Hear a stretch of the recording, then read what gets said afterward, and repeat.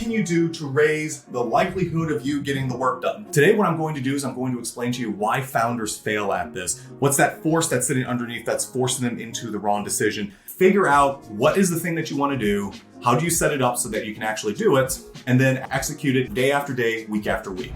So as a consultant for early stage founders, I find that one of the biggest challenges they face for growing their business is that they often don't focus on the right things, even though they objectively have the right material. They often are founders who are highly motivated, they have a great business, they recruit the right people, and yet consistently they fail to get done the things that need to happen inside their business. And this has caused them to lose out on a lot of new business, fail to actually do the right things that actually grow their business long term, and then ultimately end up losing on a lot of revenue. Today, what I'm going to do is I'm going to explain to you why founders fail at this. What's that force that's sitting underneath that's forcing them into the wrong decision? And then I'm going to give you a simple framework that you can use to actually focus on the right things every single time. So my name is Brian Schuster. I'm the founder of Lucid Consulting, where we help founders with $1 million ARR grow and scale their business through building superior sales systems, finding great positioning, and ultimately winning their market hard and being able to execute well. What I want to start off with is this little chart behind me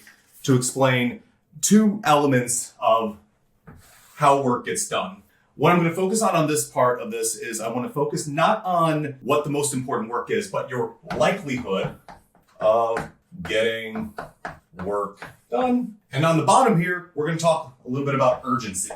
And we're just going to put a graph here. You may disagree on the exact position that I'm going to put here. If something is very, very low urgency, chance of you getting it done is very, very slim, right? If we move up to a certain point, while the urgency is low, it's probably going to flatline. It's probably not going to be that important. Maybe like, your taxes are due like 11 months from now, not urgent at all, right? As urgency increases, we start to get this peak that as urgency happens, what ends up going on is that the likelihood that I will get work done, the likelihood that this thing that just dropped in my lap gets done is going to happen. So taxes are due 11 months from now, taxes are due tomorrow. And that causes a lot of urgency. And so founders, most of their work, especially in the early stages, fall into this category. Often when you don't have revenue, when you don't have any good things going on in your business and you really want it to succeed, what defines the work is often what sits over here because you don't have anything long-term to focus on. So what exactly sits underneath urgency over here? What happens here? First thing that causes a high level of urgency is something bad's going to happen.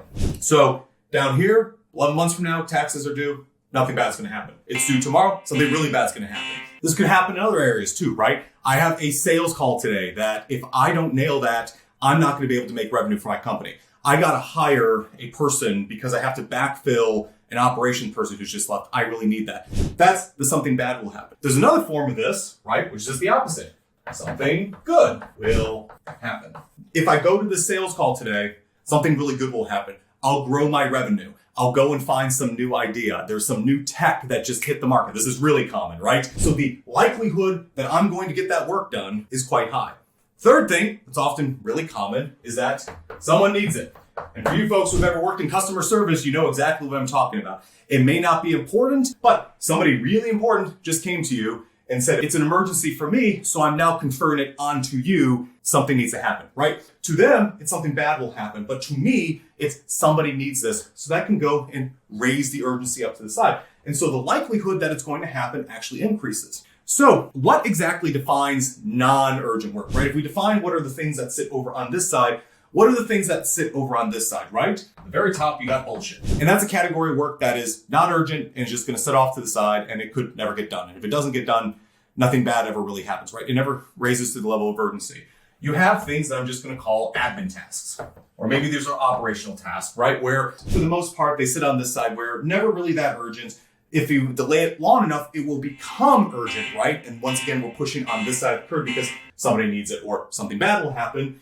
But for the most part, they sit on this side. But there's another category of thing that makes this side really, really important, which sits on long-term projects. When you start talking about long-term projects, you start talking about things that might actually move the needle on your business pretty significantly. If you are currently a business that runs primarily through B2B sales, where you use a lot of business developers, you send them out to conferences, they go and chat people up. You have one person and it does really well. That's a really good way to get off the ground.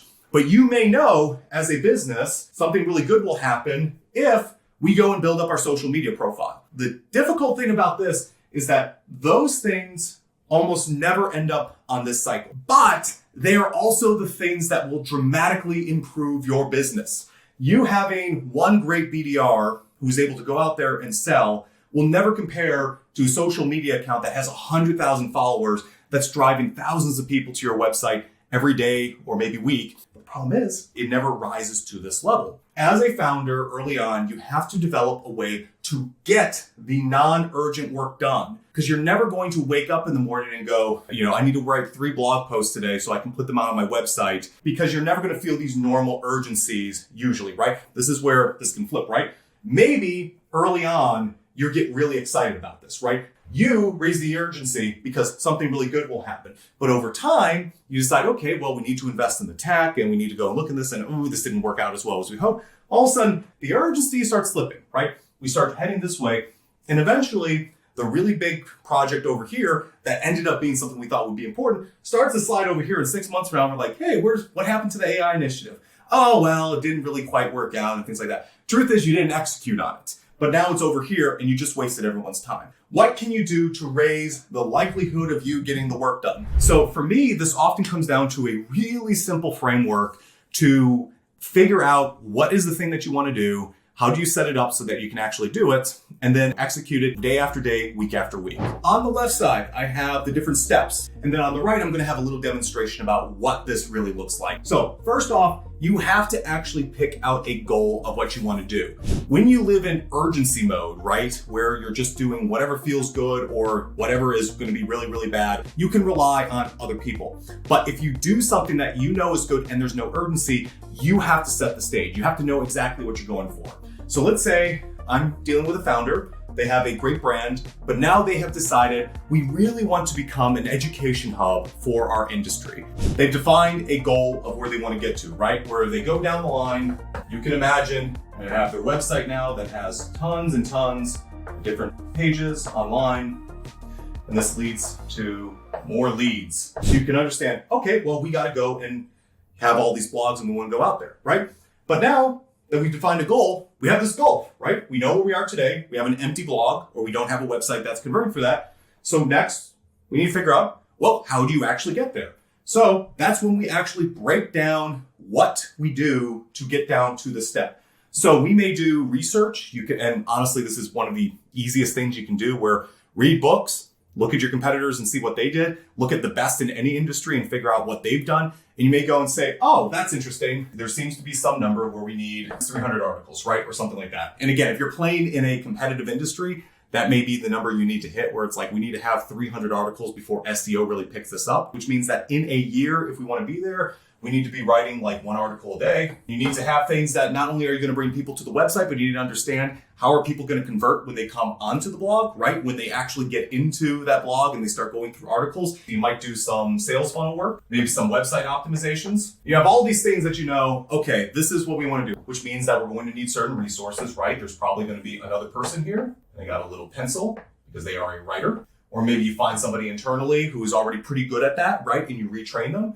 So you have another person. This is Dan. But the point of this is that based on the industry, there's going to be different things. But we can logically come up with this and say, hey, if we want to have this great blog in education, we get some leads, we define some target for ourselves that we say in a year or so, we're doing pretty good if we hit this number. You can learn all of these things. As a founder, you can learn these things. They're rather straightforward. Once you define the goal and once you understand where you want to go, there is a pathway for you to go down and there is a simple way for you to go about this. The getting to 300 is actually not that difficult if you just apply consistently.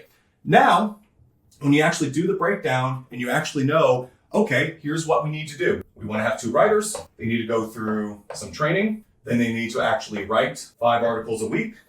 Then they need to publish it. And concurrent to that, we have our web dev over here, build the blog, maybe some templates to go in. Maybe here you have your SEO person who comes in and informs the process. Now you need to define, well, what are the metrics to know if you're going to be successful? When you're doing this long-term project, hey, we want to get an education blog, you know you're not going to get to 300 pages overnight. it doesn't work that way. You're not going to be able to create that good of content, and you're not even sure what quality you need to hit. Again, when I say quality, what it means is that there are blog posts that are 10,000 words out there. There are some that are 500, and they both do well. It just depends on what you're trying to accomplish for your industry. And so you need to know, what are the metrics we actually have to put in here to make this effective? If we started this in January and it's March, how do we know we're actually doing well? One article per day might be the article, right? But then you realize, well, we're maybe going to write more articles because some of those are not going to be of the quality we need here. So that means that we need to be writing actually 2 to 3 per day, which is why we hire 2 people. And maybe even downstream, you start to notice, well, this is an input metric, right? This is a metric that goes into the system. Maybe as an output, one of the secondary metrics we're looking at is clicks. That at some point we're actually going to care, are people actually going into our website? Are people looking at them? Well, okay, well, early on, we may want to get 100 per day. Right? And if we get 100 per day and we get 1% conversion, we get 1 lead per day. And that's another great number. There are a myriad of different metrics you can go and collect together. There are a myriad of different things you can do to actually look at this. You need to start collect these and figure out which are the most important metrics. Often what I use here is a scorecard.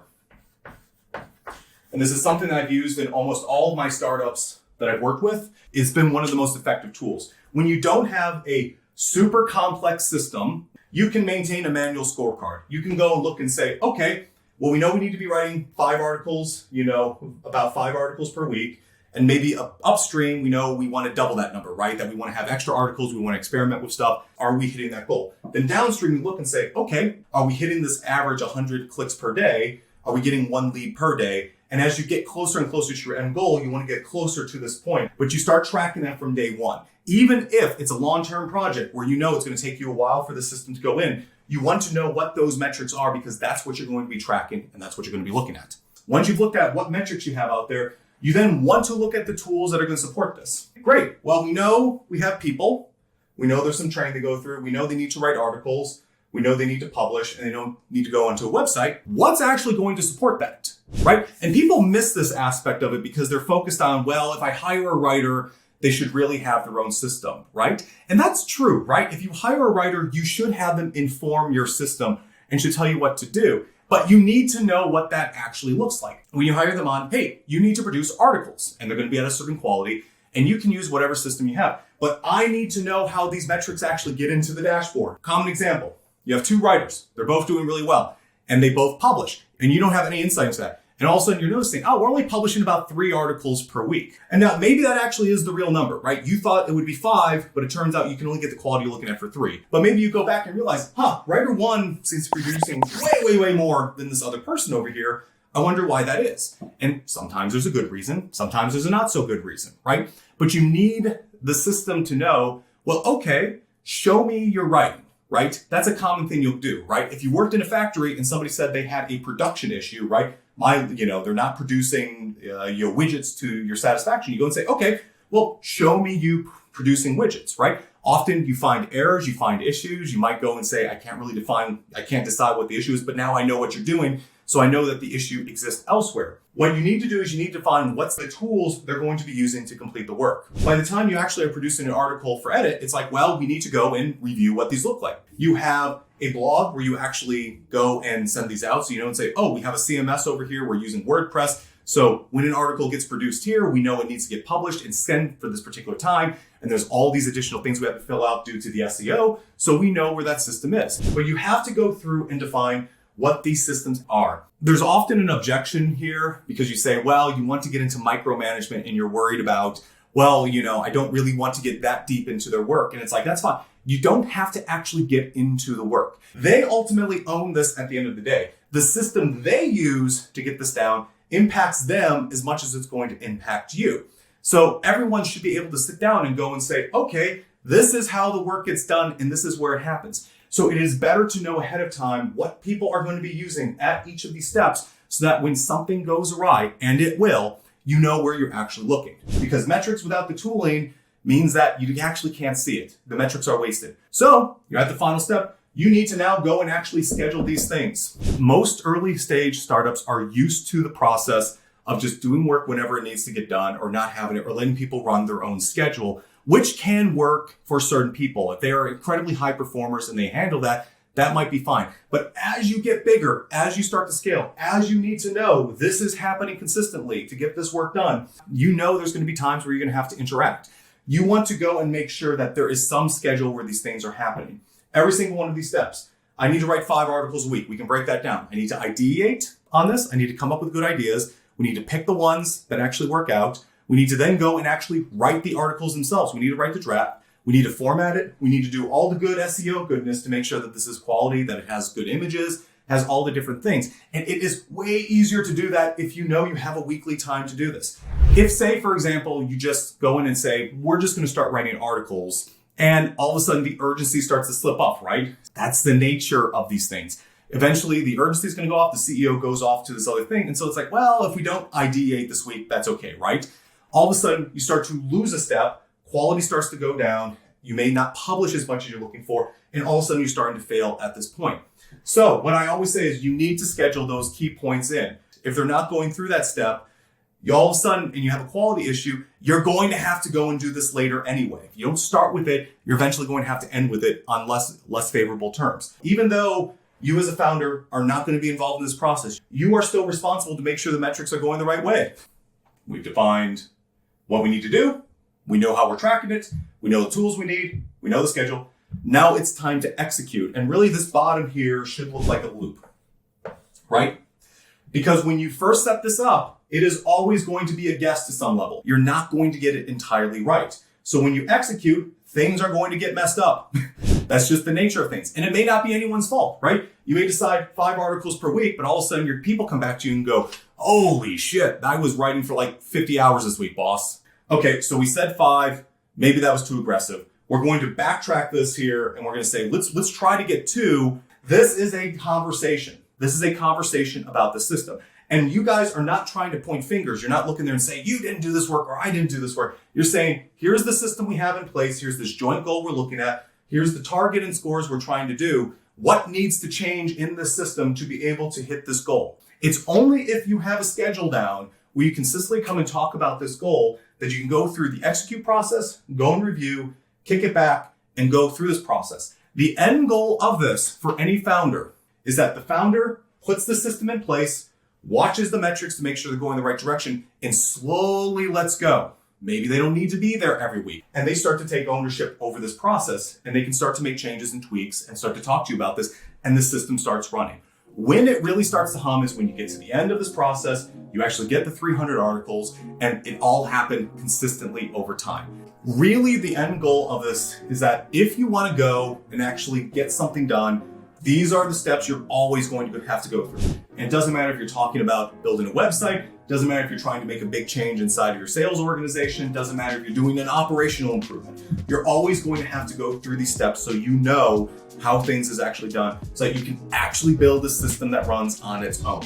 Anyway, thank you very much for watching this video. If you're interested in learning more about the work I do, you can check out my website at lucidconsult.ing. We offer free consultations for organizations that are looking to ramp up their sales system and to understand how they can make their business run more smoothly and often without their own direct input, so you can set this sort of thing up for yourself. So anyway, thank you very much for listening, and I look forward to chatting with you.